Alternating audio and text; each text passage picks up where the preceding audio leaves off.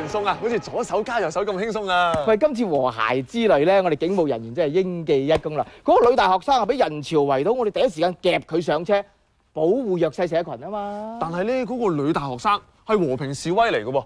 包圍佢嗰啲啊，粗言辱罵、喊打喊殺嗰啲人群，先至係擾亂公眾秩序啊嘛。咁點解最後夾走嘅嗰反而係女大學生咧？會唔會影響咗我哋表達意見嘅自由㗎？喂，世豪啊，自由誠可貴，不過生命價更高啊！佢唔走容乜嘢俾人打㗎？如果佢消失咗嘅話，咁啊冇人圍到佢咯。明白晒啦！如果有人揮舞支紅旗，然後俾人圍到嘅話咧，應該將揮紅旗嗰個夾上警車帶走。你錯晒啦！我哋第一時間就會 call 呢個飛虎隊，驅散嗰啲擾亂公安嘅人群。保護言論自由係我哋嘅職責嚟㗎嘛？喂，其實今次傳媒都好醒目㗎，鏡頭面前呢，我幾乎揾唔到華叔佢橙色嘅身影同埋人權聖火丁點嘅火線，表現出嚟嘅和諧氣氛真係僅次於北韓㗎咋。喂，我哋嘅群眾咧，唔單止上街圍觀聖火，仲自發咁圍到啲反對派，功勞最大啊！想當年，我哋仲要靠呢個交響樂啊，先可以撳住啲噪音。今日我哋群眾自發上街，仲話一人一啖口水攣死佢添啊！高尚嘅情操，相信柏楊先生泉下有知都一定會慨嘆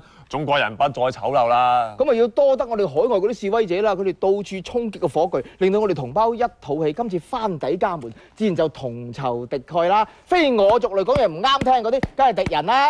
又紅又專嘅，自然就係朋友。